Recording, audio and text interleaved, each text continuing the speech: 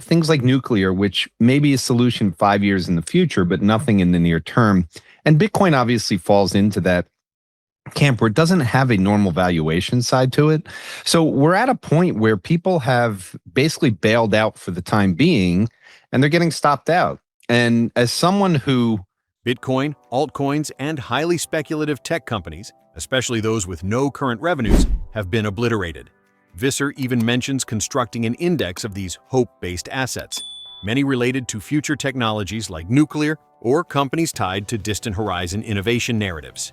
Please take a little time to like this video, subscribe to the channel, and turn on post notifications for more videos like this.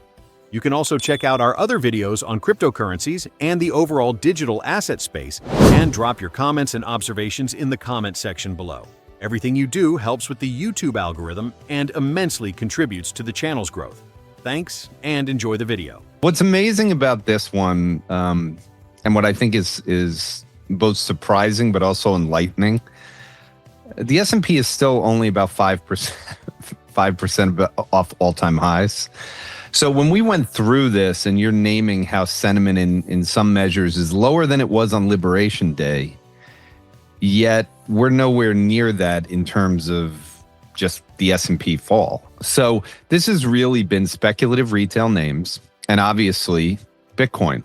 These have been the areas. And for everyone who's also lost money in altcoins, this is all of crypto, so this isn't just there. But I will say this, for everyone who's watched me here or on my weekly, I always say the same thing, and I think it gets boring to people, but I really do believe that we will be climbing a wall of AI worry forever.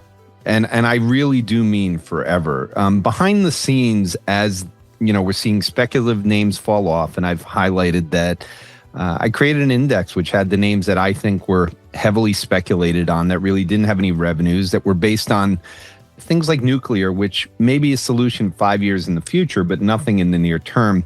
And Bitcoin obviously falls into that camp where it doesn't have a normal valuation side to it. So we're at a point where people have basically bailed out for the time being, and they're getting stopped out. And as someone who, let's say, I had some really nice trading profits going this year until recently.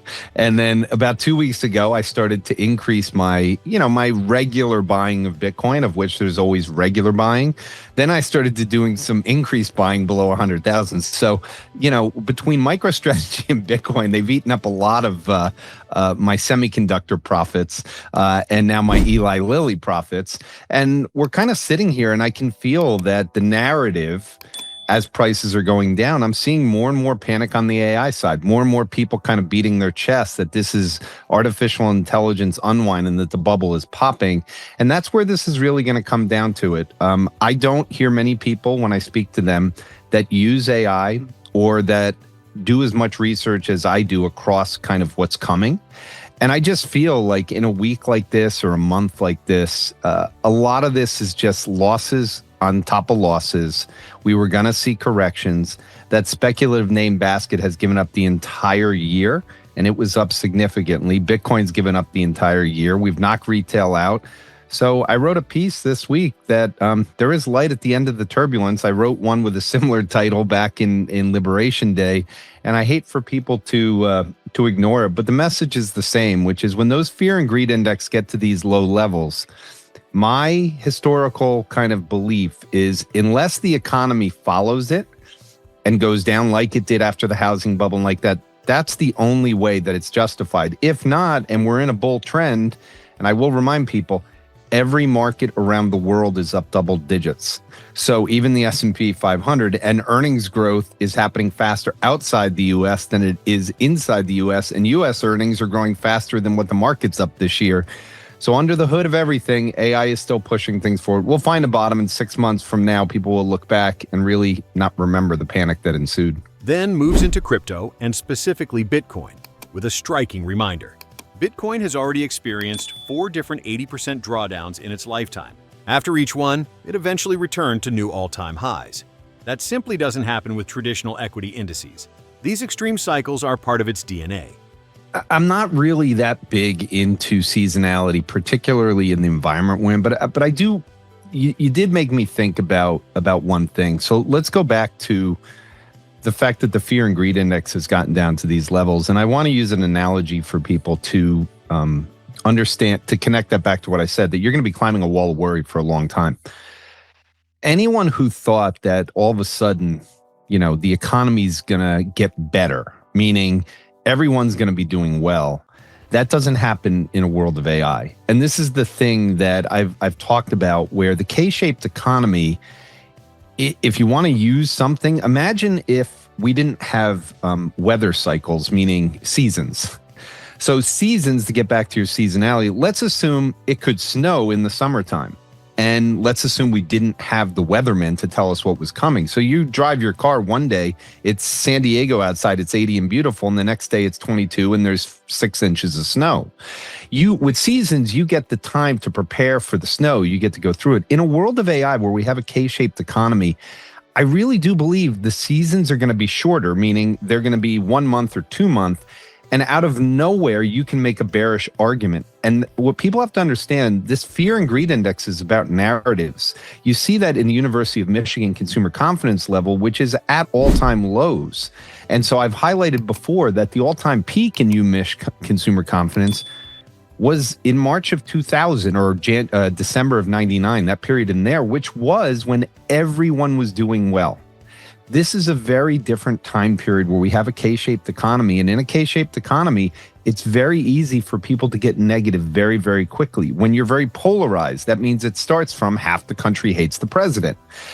It's a very, very different situation. And I think as long as we're in a K-shaped economy, people have to realize that that situation creates these issues where people can get negative very quickly. And I think AI is forcing this. Exponential innovation did it. And so that's why I keep saying to people, at the end of the day, what'll matter for AI is NVIDIA blew out numbers this week. There's nothing wrong with what's happening with AI. Then you add in that Gemini came out this week, the best model ever. And it's amazing what it can do. You're continuing to make progress. You're going to continue to have profit margins going higher. People just are going to have to get used to this trading activity. And I'll say it again. I think retail is better positioned to deal with this. And I think the crypto space is as well. So I have a lot of thoughts on this, and I'm going to include them in my YouTube video this week, where we've already had 4 80% falls in Bitcoin. So let's not stop at 30. It is an asset that historically has been able to lose 80% of its value and then go to all-time highs again, all during its lifespan. So to have 4 of those, that doesn't happen in the S&P 500. And again, there's an element of this, of 2 things that I think are important. And this is why I still don't believe that we're going to extend this much further. And I'd like to hear I'm going to ask you a question at the end of this, because I think you'll be able to add some value to me as someone who's looking at data, statistics, and I'm only investing in Bitcoin for one reason. I believe that exponential innovation runs coinciding with it, and that 25 years from now, where AI agents are accelerating what the world will look like in the future, Bitcoin will be a major beneficiary of what's going to happen. So in those 80% drawdowns to get to that level, it was an immature asset. It wasn't very large. It has finally reached a status this year in the crypto entire thing to get up to $4 trillion overall. I mean, it's a real asset class. Here's the problem. The altcoins, most of them, did not get above the highs that were made in 2021 to 2022. And the reason that's important, and I've mentioned this multiple times, and I still believe this to be true, the dot-com bubble left a lot of entrepreneurs with losses.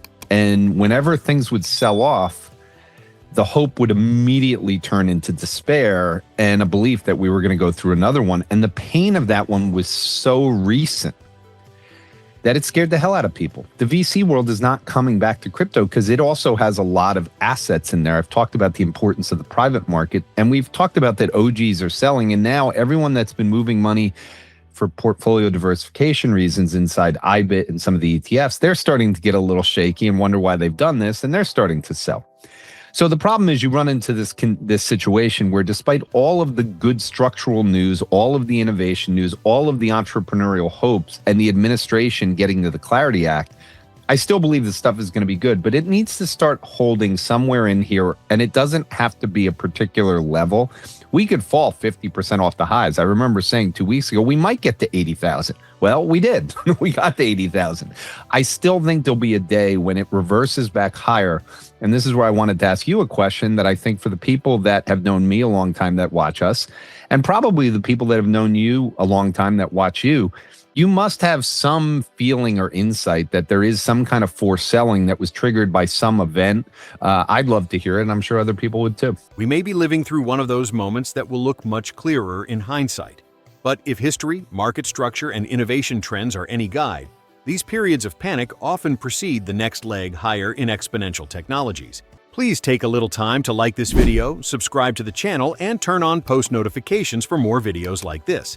You can also check out our other videos on cryptocurrencies and the overall digital asset space, and drop your comments and observations in the comment section below. Everything you do helps with the YouTube algorithm and immensely contributes to the channel's growth. Thanks, and enjoy the video.